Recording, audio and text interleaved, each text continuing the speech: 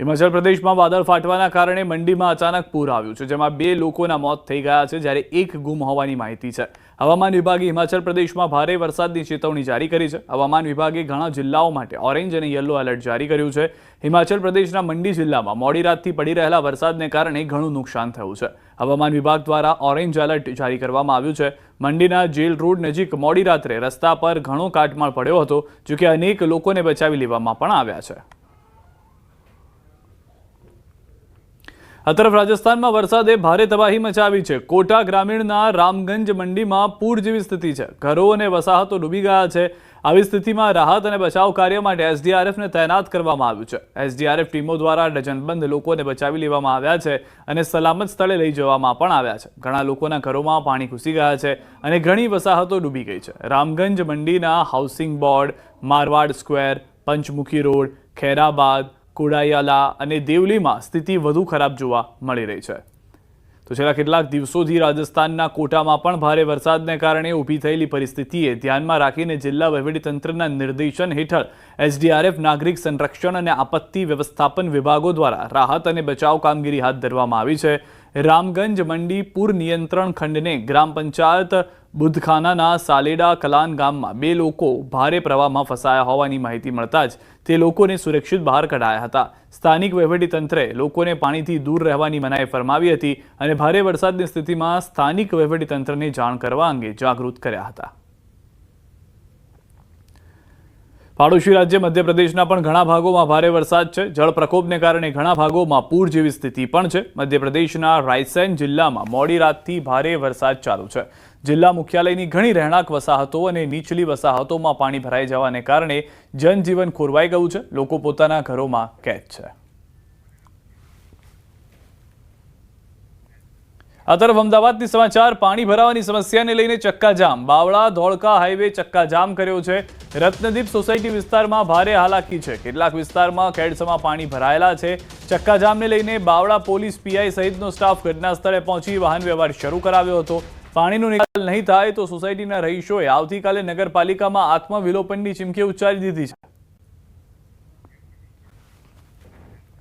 બનાસકાંઠામાં પડેલા વરસાદે ઠેર ઠેર પાણી કરી દીધું છે. ડીસાના દામા, વરણ, જેનાલ, લક્ષ્મીપુરા, પેછડાલ સહિતના ગામોમાં પાણી ભરાયા હતા. 3 દિવસ પડેલા ભારે વરસાદથી હજુ પણ પાણી ઓસર્યા ન હોવાની પરિસ્થિતિ છે. જેનાલ ગામે હજુ પણ ખેતરોમાં કેડસમાં પાણી ભરાયેલા છે. જેનાલ ગામથી નાની ગામને જોડતા માર્ગ પર રેલવે અંડરપાસમાં ગળાડૂબ ભરાયેલા પાણીનો હજુ સુધી નિકાલ કરાયો નથી, જેના કારણે નાની અને જેનાલ ગામ વચ્ચેનો સંપર્ક તૂટી ગયો છે. આ નાળાની એક તરફ જેનાલ ગામ આવેલું છે અને બીજી તરફ દેવસરી, સોલંકી, વાસ પ્રાથમિક શાળા અને નાની ગામને જોડતો માર્ગ છે. ગરનાળામાં પાણી ભરાઈ જતા લોકો એક તરફ પોતાનું વાહન મૂકી રેલવે ટ્રેક ક્રોસ કરી બીજી તરફ જવા મજબૂર બન્યા છે, તો દેવસરી ગામના લોકો ચાલીને જવા મજબૂર બન્યા છે. मुश्किल फूल दूध बीजू भरवा आबू तो तकलीफ पड़े सर. नाला रेलवे ऊपर थी आवता रे साधन को चलते नहीं. કેટલા દિવસથી ભરાય? 15 દિવસથી ખૂબ તકલીફ પડે છે. દેવશ્રી જવા અમારે ખૂબ તકલીફ પડે. અમારે નાળો ભરાઈ ગયેલો છે એટલે રેલવે સ્ટેશનેથી હેડે ને તો જવરા નકે જવરા એવું નથી. અત્યારે કઈ રીતે પસાર થવું અહીંયા? અત્યારે હા, ગાડી આવતી હોય તો બીક રે, ડર રે, ગમે કરે તો જગ્યાએથી અમારે નીકળવું પડે. જવાની તકલીફ ખૂબ પાણી ઉપર થઈને રેલવેમાંથી હેડવું પડે. નાળો ભરાઈને 15 દિવસથી પડ્યો છે. હેડ 500 કિલોમીટર હેડી ના આવે. સવારના હેડે હજી હેડરા. હા, એટલે તકલીફ ખૂબ છે. ઉપરથી કરીને કોક કૌશલ તો સારી વાત. રાજકોટ સિવિલ હોસ્પિટલનો ખુલાસો. સુપ્રિન્ટેન્ડન્ટ મોનાલી માકડિયાનો ખુલાસો. તબીબ સાથે થયેલી બબાલ અંગે ખુલાસો. દર્દીને ઇમરજન્સી વોર્ડમાં લઈ જવાની જરૂર નહોતી, 1 જ મિનિટમાં એડમિટ કરી દેવાયું હતું. દર્દીના સગાએ નર્સિંગ સ્ટાફ સાથે ખરાબ વર્તન કર્યું. દર્દીએ દાખલ થવાની ના પાડી હતી. તો બીજી તરફ સિવિલના સર્જને કહ્યું કે જે વિડીયોમાં બબાલ થઈ રહી છે તે પ્રમાણે જોવા જઈએ તો ઇમરજન્સી કોને કહેવાય તે ડોક્ટર્સને નક્કી કરવાનું હોય છે. જે દર્દી પોતે જ ચાલીને આવ્યો હતો, કોઈ લોહી નીકળવાની પણ સમસ્યા હતી નહીં, એટલે ઇમરજન્સી હતી જ નહીં. તો જે બબાલ આખી થઈ હતી, જેમાં ફરી એક વખત સિવિલ હોસ્પિટલ જે છે તે ચર્ચામાં આવી હતી અને તેમાં ફક્ત એ વાત કરવામાં આવી કે સિવિલ તરફથી જે દર્દી આવ્યા હતા તેઓને ઇમરજન્સીમાં ન દાખલ કરવામાં આવ્યા. પરંતુ હવે જે ખુલાસા થઈ રહ્યા છે તેમાં એ પણ કહેવામાં આવી રહ્યું છે કે દર્દી ખુદ ચાલીને આવ્યા હતા, ઇમરજન્સીની જરૂર ન હતી. 1:54 એટલે વિધિન 1 મિનિટ એડમિટ કરી દેવામાં આવ્યું છે. પેશન્ટ એડમિટ થયા પછી વોર્ડ નંબર પેશન્ટને ગ્રીવિયસ ઇન્જરી નથી, ફક્ત એને માથામાં વાગેલું હતું, કોઈ બ્લીડિંગ તથા કંઈ હતું નહીં, એટલે ઇમરજન્સી વોર્ડમાં એડમિટ કરવાની જરૂર નથી. એ પછી પણ પેશન્ટને ટ્રીટમેન્ટ આપવા માટે ઇન્જેક્શન્સ, આઈવી ફ્લુઇડ્સ બધું જ રેડી કરાવેલું, છતાં પણ રિલેટિવ્સે ભેગા થઈ અને પેશન્ટને ટ્રીટમેન્ટ આપવા દીધી નથી. અને આ બધું કર્યા પછી વિધિન 10 to 15 મિનિટ્સ વોર્ડમાંથી પેશન્ટને રિલેટિવ લઈ અને નીકળી ગયા. આ કેસમાં દર્દી હાલીને ચાલીને આવેલ છે, દર્દી વાતચીત કરતું હતું, દર્દીને શરીરના કોઈ ભાગમાંથી લોહી પણ નીકળેલ ન હતું અને દર્દીને પોતે પ્રથમ દ્રષ્ટિએ દાખલ થવું ન હતું એમ જણાવતું હતું. ન બોલવા જોઈએ, પણ આ બાબતમાં એમની સામે કાર્યવાહી લેવા માટે હું સક્ષમ ઓથોરિટી નથી.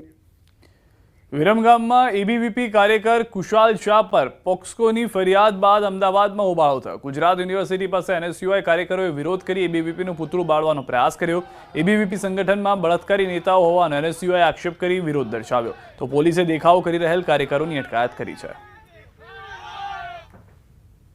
અમદાવાદમાં એનએસયુઆઈ દ્વારા જોરદાર વિરોધ જે છે તે કરવામાં આવ્યો છે. વિરમગામના એબીવીપીના કાર્યકર સામે જે છે પોસ્કોની જે કલમ લાગેલી છે અને બળાત્કારના જે આરોપો લાગ્યા છે અને તેના વિરોધમાં એનએસયુઆઈ જે છે તે જબરજસ્ત વિરોધ કરી રહ્યું છે અને જે બળાત્કારીઓને ફાંસી દો અને પીડિતાને ન્યાય આપો તેવા સૂત્રોચ્ચાર સાથે અત્યારે જોરદાર વિરોધ પ્રદર્શન કરવામાં આવી રહ્યું છે. તો બીજી તરફ જે છે પોલીસનો કાફલો જે છે તે અહીંયા ગુજરાત યુનિવર્સિટી ખાતે તૈનાત રાખવામાં આવ્યો હતો અને મોટી સંખ્યામાં જે એનએસયુઆઈના કાર્યકરો અહીંયા વિરોધ પ્રદર્શન માટે પહોંચ્યા હતા. તો એ એનએસયુઆઈના કાર્યકરોને જે છે તે અત્યારે અટકાયત જે છે તે પોલીસ દ્વારા કરવામાં આવી રહી છે. કેમેરામેન ખેંગાર રાઠોડ સાથે સંજય ટાંક, ન્યૂઝ 18 ગુજરાતી, અમદાવાદ. સુરતમાં મહાનગરપાલિકાના કર્મચારીઓ અને લારીવાળા સાથે માથાકૂટનો વિડીયો વાયરલ થયો છે. પાંડેસરામાં એસએમસીના કર્મચારીઓએ લારી પકડતા માથાકૂટ થઈ હતી, જે બાદ ઘર્ષણ થયું. એસએમસીના કર્મચારીઓ અને લારીવાળાઓ છૂટા હાથની મારામારી કરતા પણ જોવા મળ્યા છે. અમદાવાદના વસ્ત્રાલમાં આતંક મચાવનારો પકડાયો છે. ગેંગનો મુખ્ય સૂત્રધાર પંકજ ભાવસાર દબોચાયો છે. ક્રાઇમ બ્રાન્ચે મુખ્ય સૂત્રધારને ઝડપી પાડ્યો છે. આરોપી પંકજની સાથે અન્ય 2 સાગરીતો પણ ઝડપાયા છે.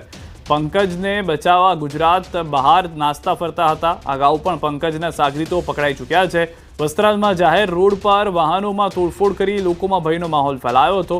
આ બનાવના વિડીયો વાયરલ થયા હતા, જે બાદ મીડિયા અહેવાલને લઈને પોલીસે એક્શન લેવાનું શરૂ કર્યું હતું. વડોદરામાં નજીવી બાબતે જાહેર રસ્તા પર મારામારી થઈ. શહેરના અમિતનગર પાસેની ઘટના છે. કાર અને રિક્ષા વચ્ચે અકસ્માત થતા મારામારી થઈ ગઈ. કારમાં સવાર લોકોએ રિક્ષા ચાલકને ઢોર માર માર્યો. માર મારતો વિડીયો સોશિયલ મીડિયામાં વાયરલ થયો છે. હવે એ સવાલ ઉઠી રહ્યો છે કે જાહેર રસ્તા પર નજીવી બાબતે ઢોર માર મારનારનું સરઘસ ક્યારે નીકળશે? મારામારી કરતા પહેલા કાયદાનો કેમ ન લાગ્યો ડર? આવા અનેક સવાલો ઉઠી રહ્યા છે. વરસાદી માહોલમાં વલસાડના ગામમાં કાચું મકાન તૂટી પડ્યું, જેમાં એક વ્યક્તિ ઘાયલ થયો છે. ધરમપુરના શિશુમાળ ગામમાં કાચું ઘર તૂટી પડ્યું હતું, જેમાં એક વૃદ્ધની ઈજા, તેમને હોસ્પિટલ ખસેડાયા છે. રાત્રે ભારે પવન સાથે વરસાદ થતા આ બનાવ બન્યો હતો.